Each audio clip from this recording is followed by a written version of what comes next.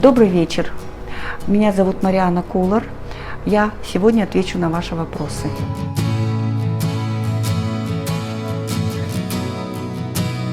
Да, может человек повторно заразиться коронавирусом, потому что защитные антитела у человека снижаются.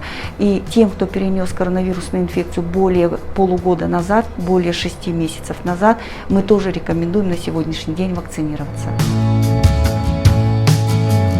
У нас зарегистрировано в Республике Тыва 5 случаев британского штамма, индийского штамма на территории республики пока не зарегистрировано. Так как это новая коронавирусная инфекция, COVID-19, даже название новое, да, и иммунитет, и защитные титры сейчас учеными изучаются. Но, как и при всех инфекциях, и при гриппе в том числе, антитела снижаются, как правило, в течение года.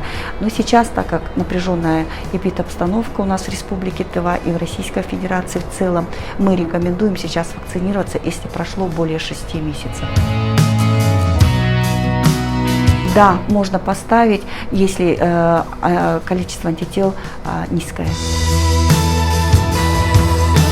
В связи с ситуацией по коронавирусу в республике, это в первую очередь вакцинация. Только вакцинацией всеобщей, достижением коллективного иммунитета мы можем остановить распространение коронавирусной инфекции COVID-19 на территории республики. На сегодняшний день у нас поступает вакцина Гамковид-Вак, Спутник Ви на территорию Российской Федерации, Республики Тыва. Поступило 2400